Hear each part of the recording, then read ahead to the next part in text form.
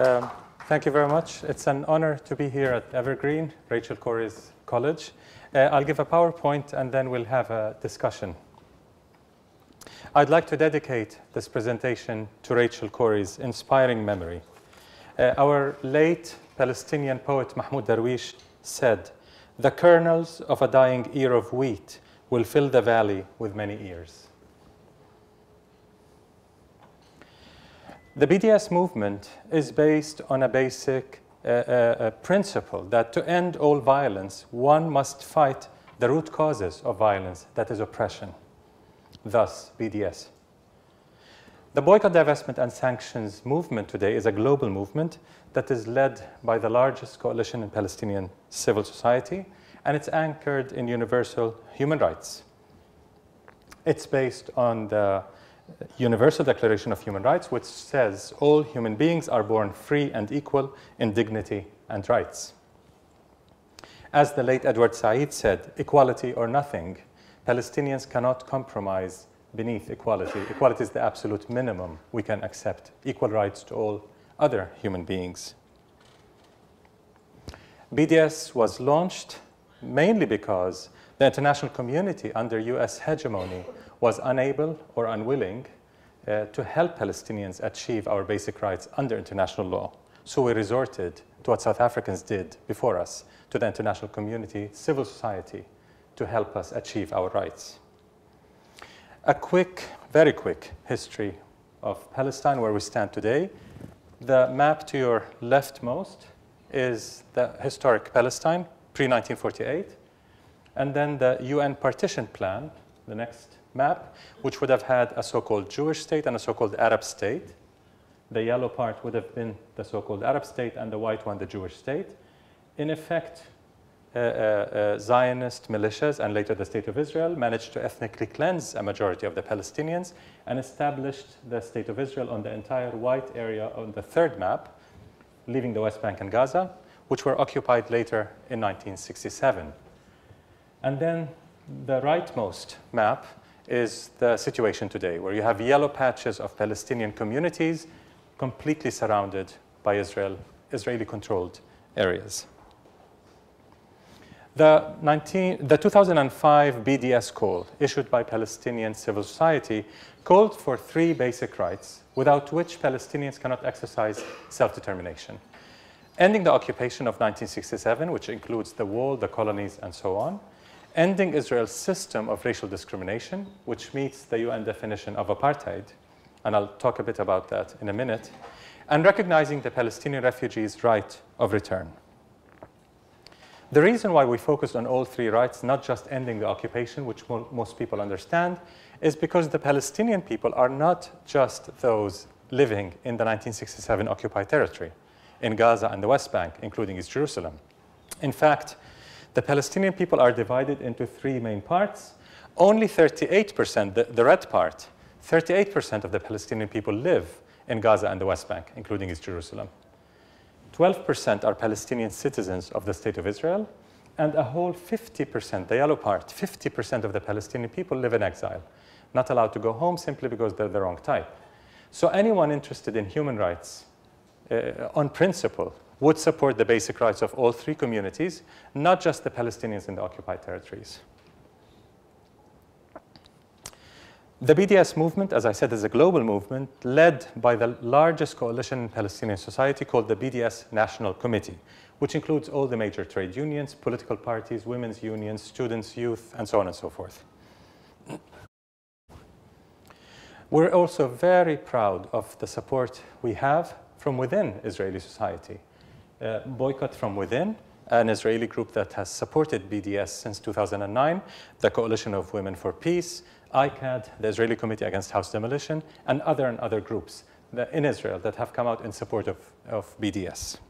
And they play a very important role in the economic boycott, the cultural boycott, the academic boycott, and so on, despite their small numbers. So the 3 basic rights concern the 3 main injustices that Palestinians are suffering from. The 1967 occupied territory is the easiest to understand because you hear about that more in the media. But it's no longer just an occupation, not even just a prolonged occupation. Israel's occupation of the West Bank and Gaza today encompasses many war crimes and crimes against humanity, like the siege of Gaza that's been going on since 2007, building illegal settlements in the occupied territories, which is a war crime under international law, and gradual, continuous ethnic cleansing, especially in the Jerusalem area and the Jordan Valley area. The devastation of Gaza in Israel's repeated massacres, especially the last massacre, 2014, the summer 2014, last year, is another very brutal aspect of Israel's occupation that should be remembered. And of course, Israel's wall, which is literally a concrete form of oppression. Israel's denying Palestinians the right to access water in so-called Area C of the West Bank, the most fertile area of the West Bank, as a means of expulsion, as Amnesty International said in a 2009 report. So even using water as a weapon is known under the occupation.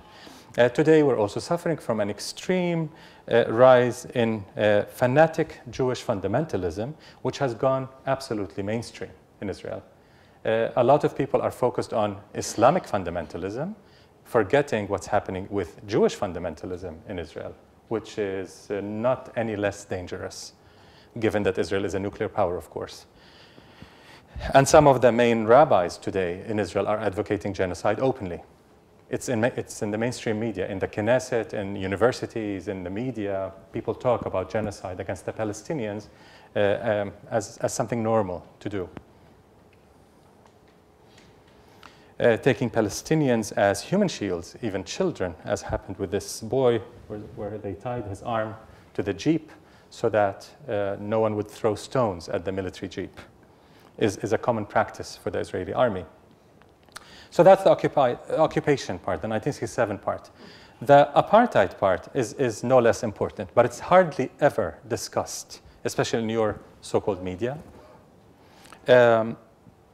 Since the 1948 Nakba, the systematic ethnic cleansing, the premeditated ethnic cleansing of the majority of Palestinians from historic Palestine to create a Jewish majority state in their stead, since the Nakba, as I said, the largest population of Palestinians have been refugees. Other than the 50% of the Palestinians outside historic Palestine, that's the state of Israel, the West Bank, and Gaza, even among Palestinians in the occupied territories and in Israel, there's a large minority of internally displaced persons, IDPs. So together, Palestinian refugees form a very large part of the Palestinian people. But those who remained in the 1948 territory and became citizens of the State of Israel are living under what can be accurately described as an apartheid regime. Am I saying that Israel and South Africa are identical? Absolutely not. Apartheid is not just a South African crime. It's defined in the 1973 International Convention for the Suppression and Punishment of the Crime of Apartheid. That's a UN convention. The crime of apartheid applies academically, very accurately to what Israel has. Israel does not just practice racial discrimination. Every country practices racial discrimination, including yours, obviously. But Israel has laws, 50+ laws that discriminate against its non-Jewish citizens, the indigenous Palestinians, whether they're Muslim, Christians, or others. Those laws apply in many, many vital domains of life: education, health, public services, and so on and so forth. That's what makes Israel an apartheid state, on top of being an occupation and a settler colonial system.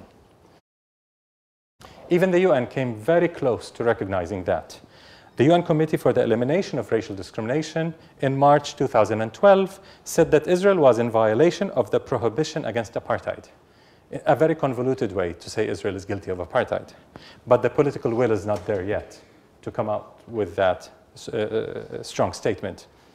South African Christian leaders have also reached that conclusion. In fact, they said Israeli apartheid in its practical manifestation is even worse than South African apartheid, even worse.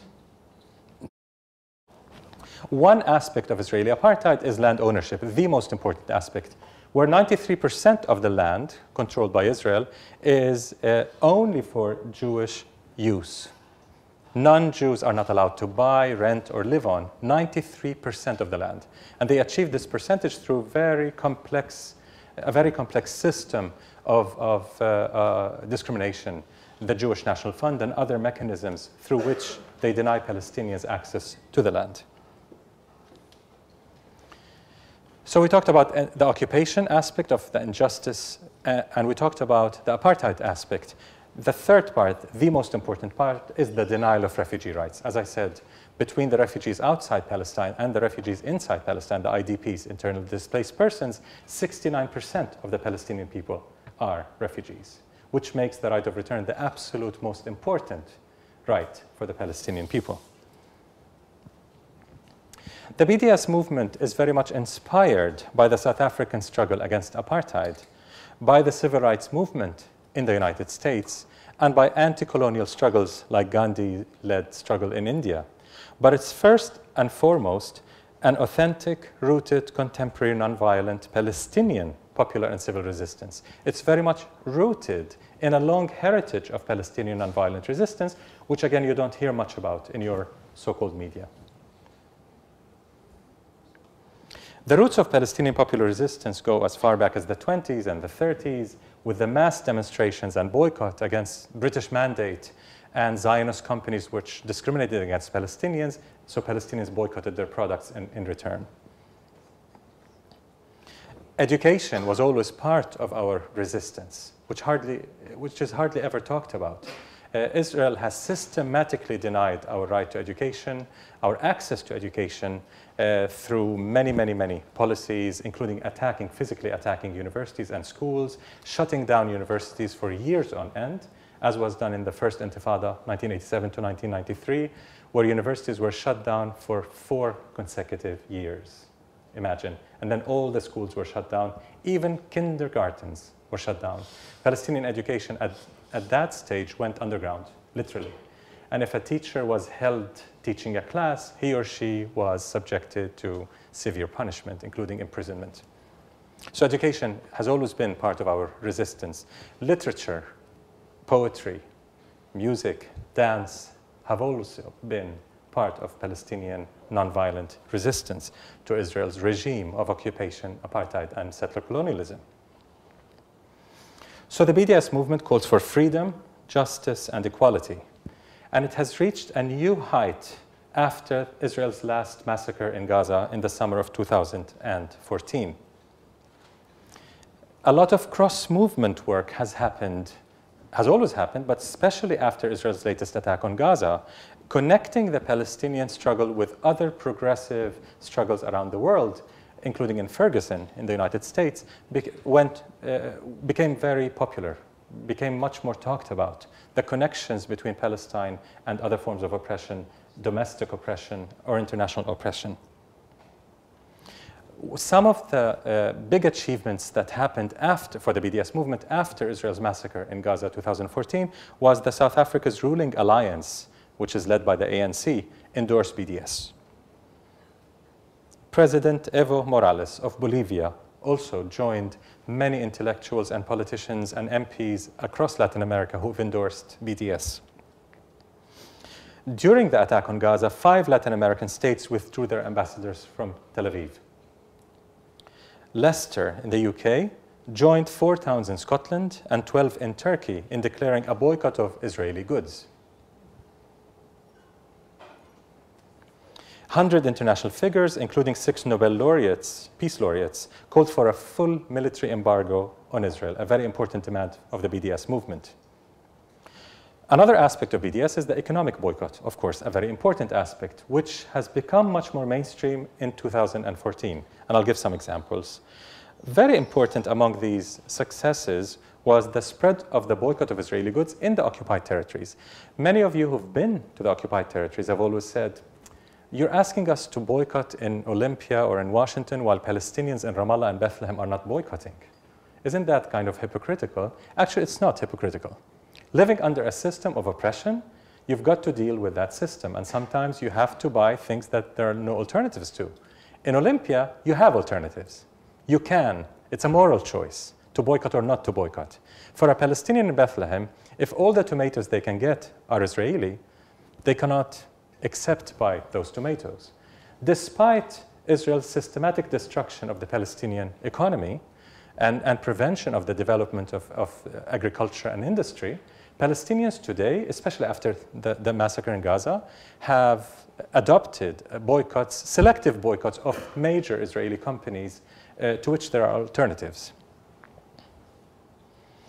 Also, during the attack on Gaza, Kuwait excluded Veolia, a very complicit company that's involved in Israeli violations of human rights, excluded it from 2 projects worth $2.25 billion and started taking action against 50 companies that are helping Israel in the settlement industry.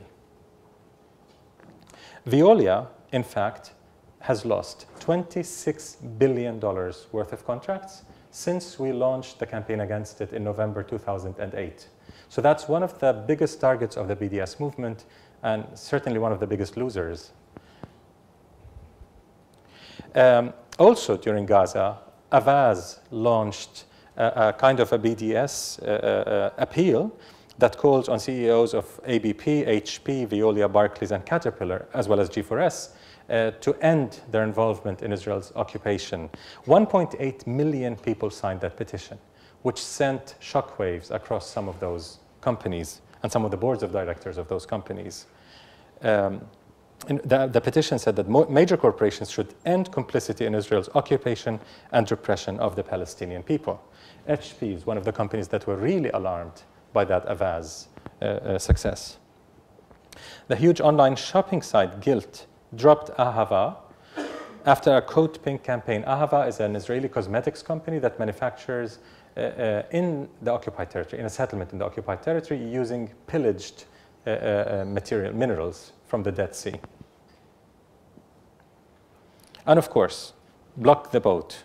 The big success during Gaza was to block Israeli boats from docking in US ports, especially on the West Coast, and especially Oakland, California. That was a very, very important development. For 4 consecutive days, activists, unionists managed to prevent Zim, an Israeli ship, from docking in the port of Oakland. So that was a new phase in the struggle.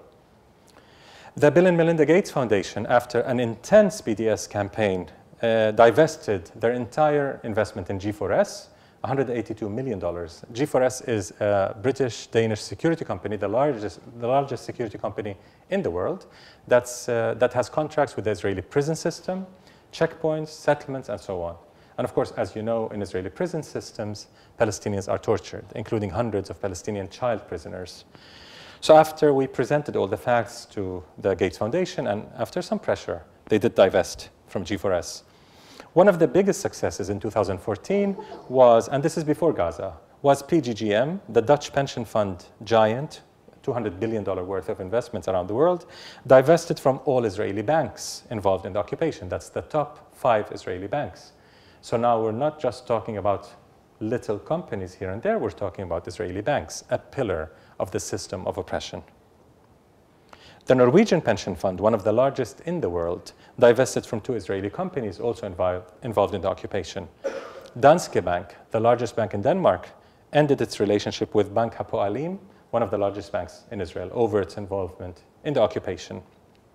The Luxembourg pension fund also pulled out of all Israeli banks, as well as some companies also involved in the occupation.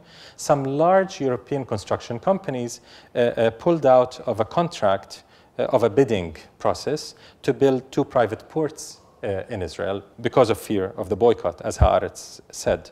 Israel's apartheid water company, Mekorot, lost a $170 million contract in Argentina because it pillages Palestinian water resources. SodaStream, one of the most famous BDS campaigns, simply because ScarJo was involved in it, they thought by hiring her to do their PR, they would kill the BDS campaign against them. In fact, they lost. And she did us some great favor, actually. She put BDS right in the middle of the mainstream. So we need to send her a box of chocolates. Due to the BDS campaign against SodaStream, which manufactures in the occupied territory and is involved in various violations of human rights, the SodaStream stock price has really dipped, has really plummeted throughout 2014, and they lost a lot of market share, especially in the United States.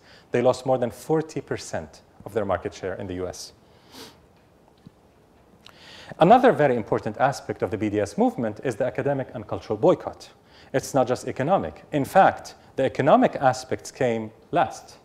We had a lot of academic and cultural boycott successes leading to the economic, and they're very tied up because we're targeting the brand Israel in the academic and cultural boycott, and it's the brand that matters. That's one of the lessons we learned from the South African anti-apartheid movement, which we're in regular touch with some of its leaders.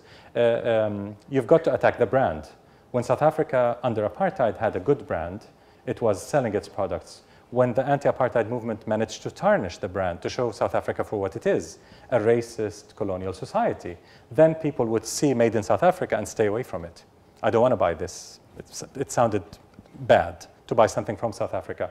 We're not there yet, but we're getting there. Today, across Europe, consumers are staying away from anything that says product of Israel. So Israel is cheating, sometimes selling its products as product of Spain or product of God knows where, just to sell, because they're having a more difficult time selling in some parts of Europe, especially Norway, Denmark, and other places. The academic associations, especially in the United States, adopting a full academic boycott of Israel was perhaps one of the most important, the most significant BDS successes to date. Of course, the American Studies Association was the most famous and was very hotly contested in the media and so on, but it wasn't the first. The Association for Asian American Studies was the first in the world, the first academic association in the world to adopt a full academic boycott of Israel. That's a boycott of all Israeli universities, institutions, not individuals, because we do not call for boycotting individuals. We call for boycotting institutions. And it was followed by the ASA, the African Literature Association, the National Women's Studies Association, Critical Ethnic Studies, and many, many others. MESA, the Middle East Studies Association, is not there yet, but they're debating a BDS resolution. And students have led the growth of BDS in North America, in Canada and the United States in particular. The latest successes we had at Stanford, and that was a very difficult battle, as you know, as you might expect in Stanford, UCLA, Northwestern University, and many others were before then. UC Berkeley, UC Davis, UC Santa Cruz, San Diego, and so on, University of Toronto, where student councils passed divestment resolutions. So we're not talking yet about universities actually adopting divestment. We're talking about student councils adopting divestment. And of course, Evergreen was before all of these, I think. So, yeah. But we need to see an implementation of this. More pressure on the trustees, on the boards, to actually withdraw from companies involved in the occupation. Also in 2014, the National Union of Students, which has 7 million members. I know something to envy. In the UK, they have those big, huge unions. You only wish you had one. 7 million members in the National Student Union in the UK. The executive passed a full BDS resolution a few months ago. More than 1,000 anthropologists, mainly in the United States, but elsewhere as well, also called for a full academic boycott of Israel last year. 1,200 scholars in Spain signed on academic boycott. The Teachers Union of Ireland unanimously voted at their General Assembly for a full academic boycott of Israel, but they're Irish, so that's expected. Stephen Hawking, perhaps the most significant scientist alive, also heeded our call for a boycott and canceled his participation in an Israeli presidential conference, sending shockwaves across the hard science community. You know, it's one thing to get the liberal arts communities to support BDS, completely different game to get the hard science community to consider such a political thing. I'm an engineer, so I would know. The University of Johannesburg in 2011 became the first university outside the Arab world to sever links with an Israeli university over its involvement in the occupation. Israeli Apartheid Week, which is coming up, I think, on this campus next month, is now a global phenomenon. It started at the University of Toronto just one university in 2005. And today, Israeli Apartheid Week is a week of events across the world in more than 200 cities, many, many, many universities across the world, including some Israeli universities, by the way, raising awareness about Israel's apartheid policies and laws, and pushing for endorsement of BDS. The cultural boycott has played a very significant role in the overall BDS movement. I'll just quickly pass through some of the examples. Danny Glover, of course, became the first Hollywood star to endorse BDS last year. Just recently, a few days ago, 1,000 UK artists pledged to support the cultural boycott of Israel. Those include Harry Potter fame Miriam Margolyes, the former president of PEN UK, Gillian Slovo, of course Roger Waters, Pink Floyd, Mike Leigh, one of the most famous British filmmakers who happens to be Jewish, and others, John Berger and others. 1,000 UK artists. This was preceded by Irish artists. The Irish always come first. 500 plus Irish artists signed on the cultural boycott of Israel. Also in Montreal, they were the first actually, Montreal, Canada, where more than 500 artists signed 3-4 years ago, a cultural boycott of Israel, and then South Africa, and then Ireland, and then the UK. We hope to see the US soon. 640 Swiss artists called for cutting military trade with Israel. And in the US, some very important cultural figures like Junot Diaz, Chuck D of Public Enemy, and Boots Riley have endorsed the cultural boycott of Israel. Several major artists have canceled performances in Israel. So some of them came out and said we support BDS, some of them just canceled performances, including Snoop Dogg, Vanessa Paradis of France, the late Gil Scott-Heron, Elvis Costello, and others. Alice Walker, of course, is one of the most important cultural figures to support BDS, and she famously said Rosa Parks would have also supported BDS. Mira Nair, the famous Indian-American filmmaker, endorsed in 2014 a full cultural boycott of Israel. And Judith Butler, the Jewish-American philosopher, feminist, queer theorist, is one of the foremost academic supporters of BDS. Angela Davis as well, who said it's not the image of the Israeli government that needs changing, but rather its racist and repressive policies and practices of apartheid. During the attack on Gaza, we saw some real action in Spain, not yet BDS, but Penelope Cruz, Javier Bardem, and 100 other very famous top Spanish artists condemned, quote-unquote, Israel's genocide in Gaza. Even in the US, Viggo Mortensen condemned Israel's state terrorism, quote-unquote, in Gaza. So they're not BDS yet, but very, very close. And all this has helped to tarnish the brand Israel, which I mentioned earlier. In fact, Brand Israel is a campaign launched by the Israeli Foreign Ministry in 2005, mainly as Israel's main attack on BDS. It wasn't yet a full BDS, it was the academic and cultural boycott, and they started rebranding Israel.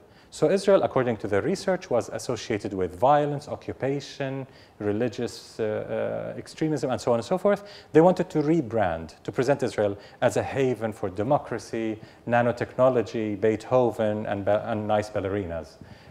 So Israel, after every massacre, would send its artists and cultural figures across the world to show Israel's quote-unquote prettier face, as the foreign ministry in Israel said. That has not gone very well for them, because clearly the BDS movement was not slowed, certainly was not stopped, kept growing and growing. So the brand Israel suffered quite a lot due to the BDS movement, and due, we have to give credit where credit belongs, due to the far-right shift in Israel. I've said this before publicly, and it was quoted in the media, that we give credit, a lot of credit, to the Netanyahu government, actually, for helping BDS get to where it is today. Without him, we couldn't have made it this fast. Another aspect of BDS is the faith communities. Kairos Palestine is a major Christian theological document that was issued in 2009 by representatives of almost all Christian, not almost, all Christian denominations in Palestine. If you know Palestinian Christians, they hardly agree on anything. We have 2 Easters, 3 Christmases, God knows. But On this, we reached a consensus among most important representatives of denominations supporting BDS as one of the main responses to Israel's system of injustice. This opened the door to a lot of faith communities work on BDS with the slogan that silence is complicity. You cannot just say, I don't care. If your money is invested in companies that are enabling Israel's regime of oppression, you're involved. You cannot just ditch your responsibility and say, I don't care. So silence is complicity.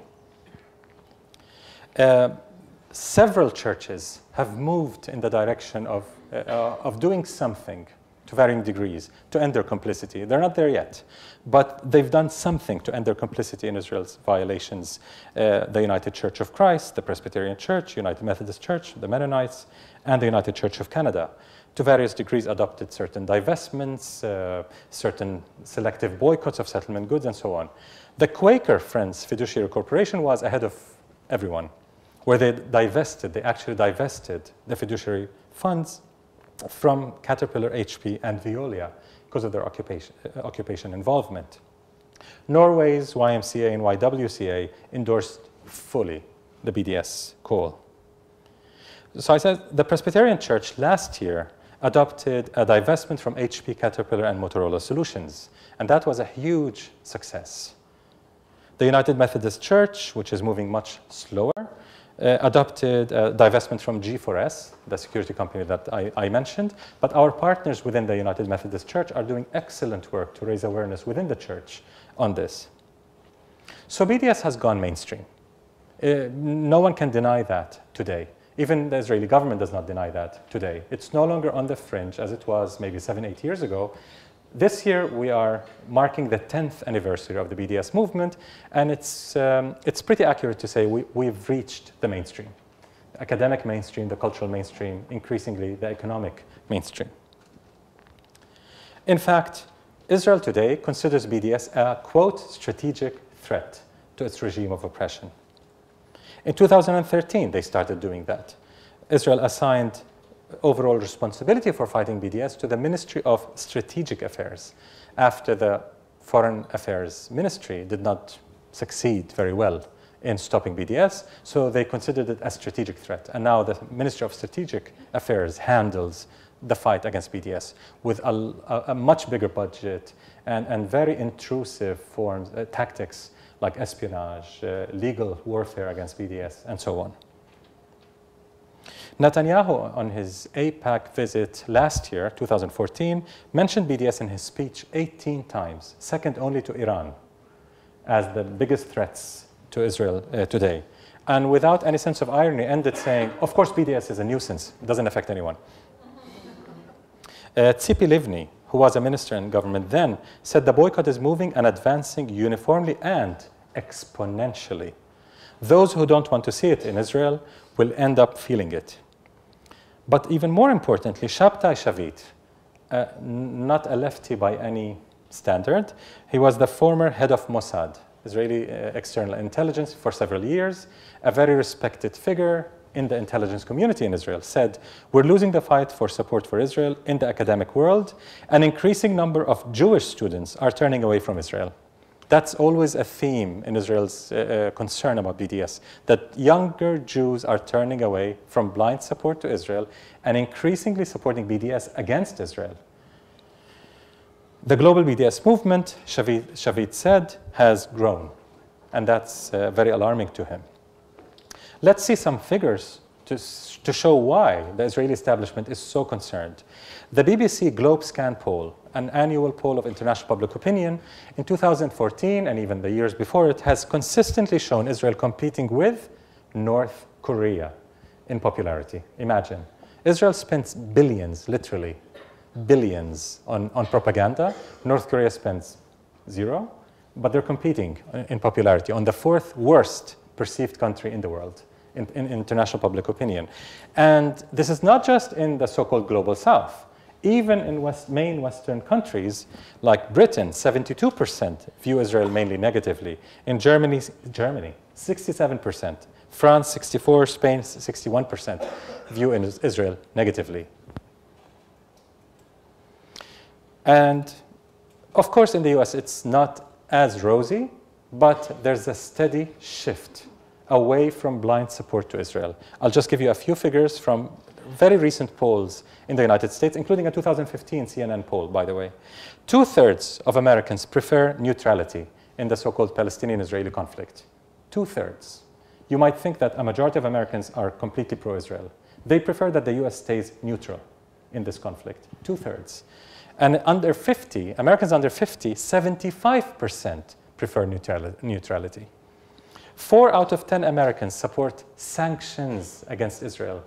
I'm sure no one has heard this. 40% of Americans, approximately 30-some%, support sanctions. The highest community is the Latino community, where 44% support sanctions against Israel. Almost half Latinos in the United States support sanctions against Israel.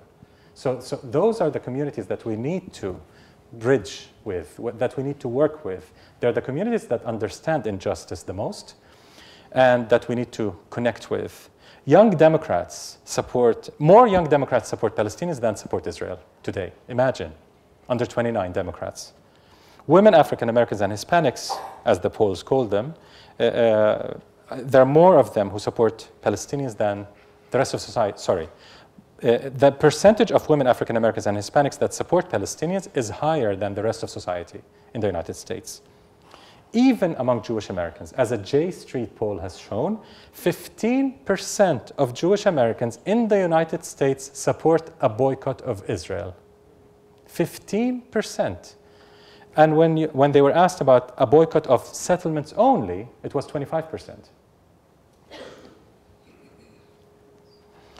That translated into a large growth of our partners, our main partners in the United States, the Campaign to End the Israeli Occupation, U.S. Campaign to End the Israeli Occupation, U.S. Campaign for the Academic and Cultural Boycott of Israel, SJPs across the country, Jewish Voice for Peace, Friends of Sabil, American Muslims for Palestine, Adala New York, and many, many, many others have witnessed a sharp rise in membership, in support, in donations, especially since Gaza, 2014.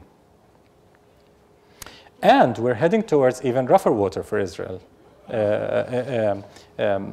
There's a lot of tension. We should not exaggerate it completely out of proportion, because the establishment, your Congress, is still beholden to Israel for some reasons that you know more than I. But there's clearly some tension between the US administration and the Israeli government, and we should not just let that go. We should use that opportunity to reach to the mainstream media. We're seeing some openness in the mainstream media. Since the beginning of 2014, but especially now, the mainstream US media is now more open to the Palestinian discourse and to the pro-Palestinian discourse. This tension between Netanyahu and Obama and the Skip the Speech campaign with some 27 Congress people announcing that they will not attend Netanyahu's speech in Congress, the president, the vice president, and so on, is opening a window of opportunity for us that we should use without counting too much on that. Because ultimately, Congress is paid for and bought by AIPAC, as Thomas Friedman of I'm quoting him, Thomas Friedman of the New York Times said that. Now, some of the arguments, and I'll end with that, to counter BDS, especially in the churches, we heard this quite a lot. Why divest? Why do something negative? Why don't you invest in the Palestinian economy? So our main response is why or? If you're involved in something wrong, you stop doing that wrong, and then you can do something positive as well. It's not either or. In a master-slave situation, let's say, just to get the argument across, if the slave happens to be anemic, rather than just investing in improving the slave's condition, giving him or her some minerals and some vitamins, how about stopping your trade with the master? That would help the slave much more. Stop supporting the master to end this entire relationship. Don't just settle for helping the slave and some symptomatic issues related to the injustice system. To make the point clearer, Martin Luther King Jr. said boycott at a very basic level is, quote, withdrawing support for an evil policy or system. So that's a very basic moral obligation. Before supporting anyone, make sure you're not hurting them. right? I mean, that's very logical. If your money is hurting us, stop doing that before you talk about supporting us. That's the best support you can do. Stop your money from hurting us. So if your tax money is being used despite of your will, what can you do? Well, you can offset that by supporting BDS. Since your tax money is complicit anyway in the system of oppression that's oppressing us, at least you can offset that by acting to stop the investments from your colleges, institutions, trade unions, and so on. So do no harm, at the very least. But what about peace? Some people say, well, BDS sounds nice, morally compelling, but we want to work for peace. The oppressed are very allergic to this term, really. Throughout history of oppression, peace means absolutely nothing if divorced from justice. Means nothing. Actually, it's much worse than nothing. It means entrenching injustice. When African Americans were told, we want peace between you and your oppressors, what does that mean? How about ending oppression so that we can have real peace? Peace based on justice, not peace based on surrender to injustice. That's the key difference. So again, going to a master-slave relationship, that's not a relationship that can ever lead to real peace, ethical peace. It can lead to submission, but not peace. And even if the master is a bit nicer and expecting the slave to be a bit happier, that's still peace without justice. So it's still unethical peace. As Archbishop Desmond Tutu of South Africa said, a very, very important remark he said to Congress, by the way, in the 80s, we do not want our chains comfortable, we want them removed. Congress was discussing how to make apartheid a bit more palatable, a bit better, to improve apartheid. And he told them, no, we want your help to end apartheid, not to improve it. Neither do we seek revenge. We're very clear in the BDS movement that we seek justice, not revenge. We don't want to reverse roles. We don't want to become the oppressor. We want to end oppression for everyone. The last argument is anti-Semitism. That's the most important smear, at least in this country and a few other European countries. And it's very important to distinguish between anti-Zionism and anti-Semitism. Opposition to the Zionist ideology, which is a racist ideology that is exclusivist, that discriminates against Palestinians, that cannot be equivalent to anti-Jewish racism. The BDS movement categorically, consistently rejects every form of racism, including anti-Semitism. In fact, making the argument that a boycott of Israel is automatically anti-Semitic is an anti-Semitic statement, because it assumes that Israel and world Jewry are one and the same. If you boycott Israel, you're boycotting the Jews. Making all Jews into one monolithic group represented by Israel is a very anti-Semitic statement. There is no the Jews. There's human diversity among Jews like there's human diversity among any group. Putting all Jews in one basket is anti-Semitic. Regardless what comes after the Jews are, you can say the Jews are smart. That's an anti-Semitic statement, because you're putting all the Jews in one basket. So there are many Jewish groups that have come out in support of BDS. A few days ago, Jewish Voice for Peace has officially endorsed BDS. They've done a lot of BDS work. It did not register in the media because JVP has been associated with BDS for years now. They've been doing BDS work for many years. But now they've actually officially endorsed the full BDS call that was issued by Palestinian civil society. And across Europe, several Jewish groups have also endorsed BDS. During the attack on Gaza, 350 Holocaust survivors and descendants condemned Israel's massacre and called for BDS. This was in an ad in the New York Times run by the International Jewish Anti-Zionist Network. So to end, just the three main operational principles of BDS, and we can discuss that more in the question and answer period, is context sensitivity, which means we defer to activists in any circumstances to decide what best to boycott and how best to form alliances. We do not tell partners in Washington State, oh, you should boycott HP or you should not boycott this. They know best what to do and what not to do. We work with them, we have certain guidelines, but we work with partners. Gradualness, we cannot jump from A to Z. We've got to go one step at a time and build on our successes. And that's why we need sustainability. We need to sustain victories. When Evergreen Student Council passed the divestment resolution, are we sustaining that victory? Are we building on it? Are we moving from that step to a higher step towards an actual divestment by the college? I heard it's connected to Washington University of Washington, because of the pension funds are connected. So how are we connecting with the struggle at that university to make sure that the entire pension fund is actually divested? That's what gradualness and sustainability means. So to end, BDS, above and beyond everything I said, unites and empowers Palestinians and people of conscience everywhere in the world. Today, the South African jurist John Dugard says Palestine today is the litmus test for human rights in the world, as South Africa once was. With your help, we are reaching our South Africa moment. Thank you.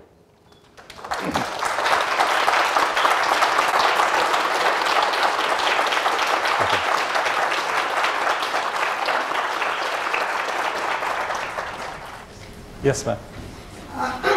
I'm with Jewish Voice for Peace, by the way. Could you clarify what you mean by distinguishing between boycotting academic institutions and boycotting academics? Sure. Unlike the South African academic boycott, which some people forget, the South African academic boycott was a blanket boycott against every single academic and every single institution in South Africa. And many people who supported that then are saying, oh, we cannot support the academic boycott of Israel. Well, the academic boycott of Israel that Palestinians have called for is institutional, which means we do not target individual academics. We target their institutions. So if Evergreen invites an Israeli professor to teach a sociology class, let's say, fully paid for by the college, not by any Israeli institution, nothing in the boycott call prevents her from coming to teach here. The boycott does not apply to that individual academic. And there are many, many other examples. Producing research together, traveling, Israeli academics can participate in the world academic community without any problem from the boycott movement. What we're calling for is a boycott of their institutions, because research has shown all Israeli academic institutions are deeply, deeply complicit in planning, implementing, whitewashing, and justifying Israel's regime of oppression. They're playing a very important role in that regime of oppression, so that's why we call for boycotting the institutions, not the individuals. Yes, sir? Excuse me. How do you boycott an institution if you permit the Israeli academics to come and go and teach and so forth? Where do you actually do any boycotting of the institution? You boycott institution links. So let's say Harvard has an exchange program with Hebrew University. We call for severing that link. If you have any kind of institutional links between US universities and Israeli universities, we call for boycotting that. We call on all Israeli academics and students to boycott Israeli universities, not to teach, not to study at Israeli universities. So just a complete boycott of the institution. Now, Israeli academics, on the other hand, who want to go out to any place without any institutional links, without sponsorship, without Israeli foreign ministry sponsorship or funding, they just want to go out and participate in academic events, nothing in the boycott prevents them from doing so. So as long as they're not funded by Israel, the boycott would not apply? Funded to go out.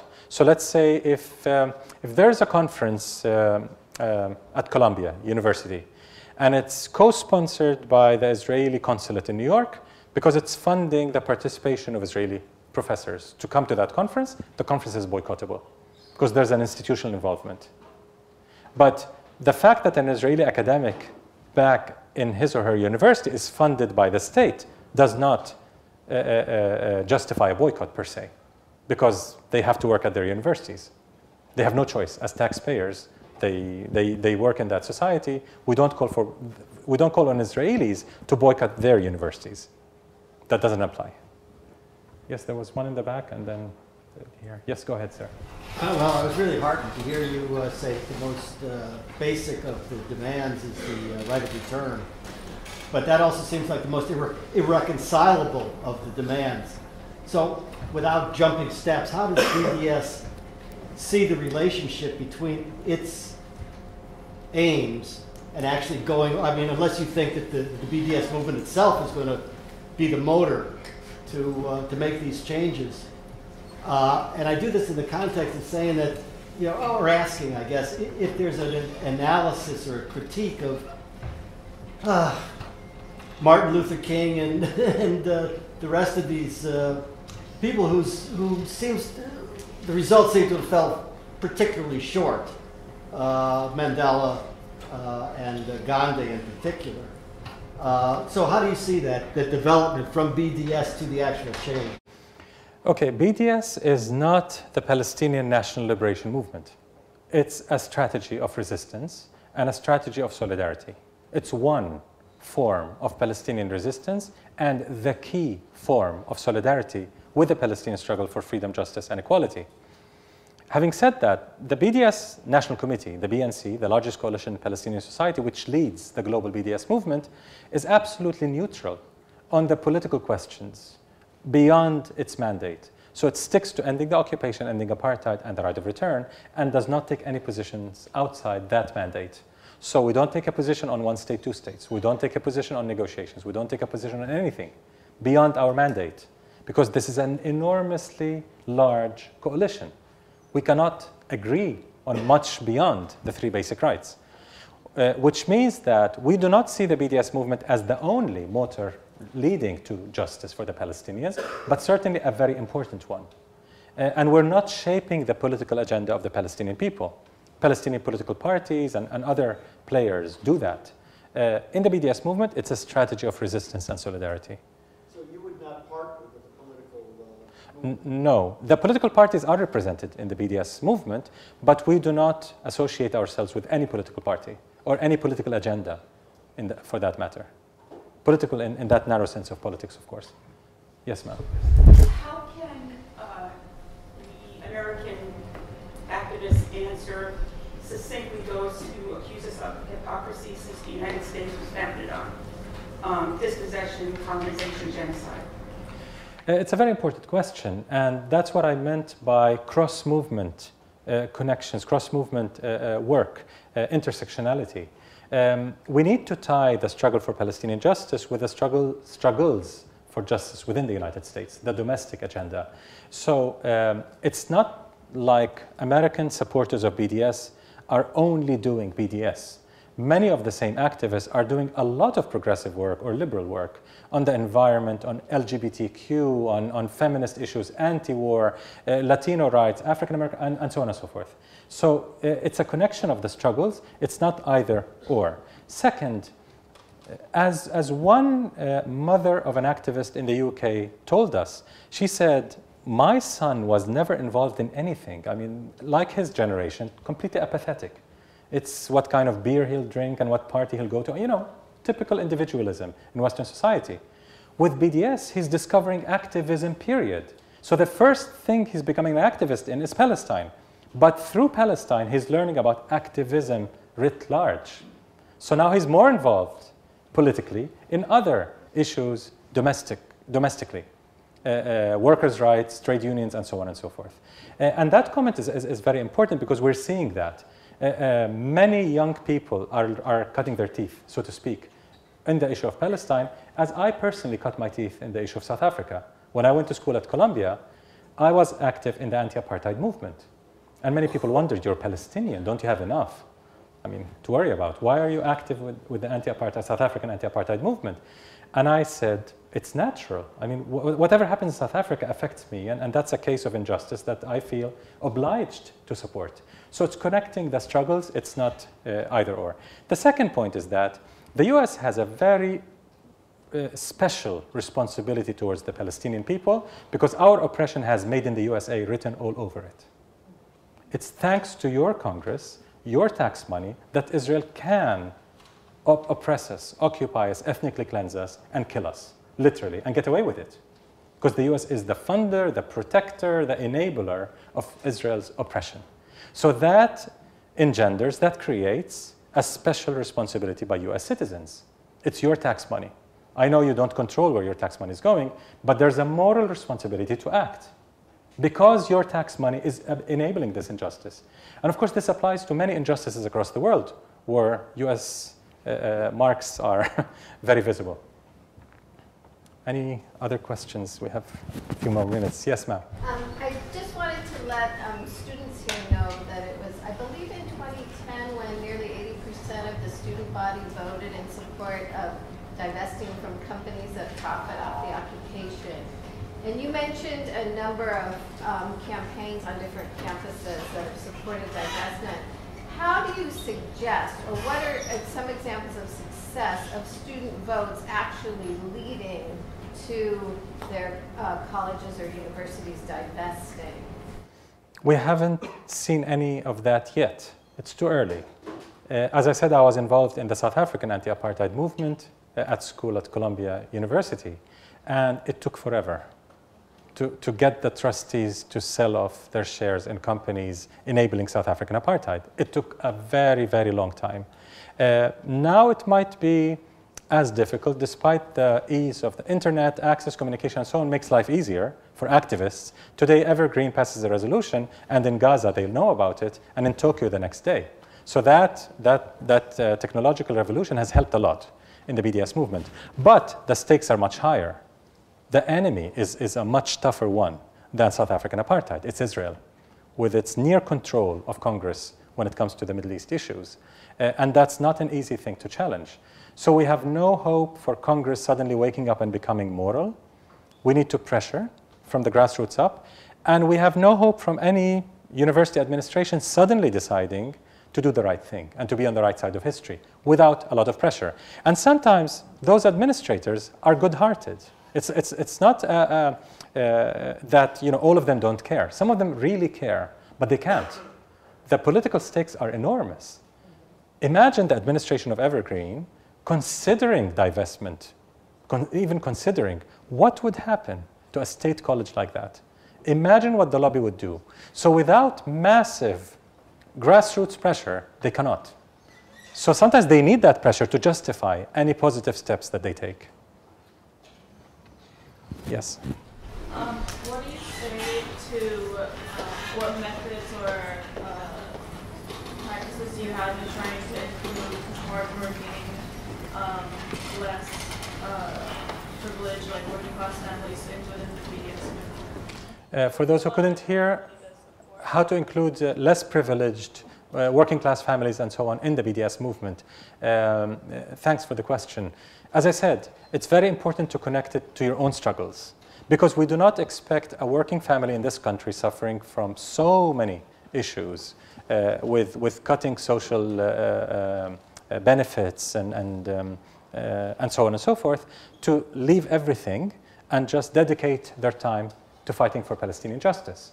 We've got to see the connections. That's why Ferguson, for example, they saw the connections. Activists, African-American activists, young activists in Ferguson, some of them visited Palestine. I met with them a couple of weeks ago. One of the most inspiring groups you can ever meet. What a mix of groups, not just African-Americans, but predominantly African-Americans, Latino Americans, Arab Americans, Jewish Americans. It was such a mix. And it was such a refreshing discussion to explore the commonalities, to explore how fighting injustice there and here are connected. Our enemies are very well connected. So it's time we connect as well. It's a very common enemy. Large, savage capital, the war machine, the homeland security and the military industry, the oil companies and so on, the banks. That's the enemy everywhere.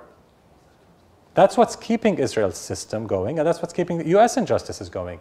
So once we discover that, the commonalities in our struggles, it makes life much easier to connect. And it's not an opportunistic support. So for example, Palestinians who expect Asian Americans to support their struggle without giving anything back to the struggles of Asian Americans would be very opportunistic. It's a two-way street.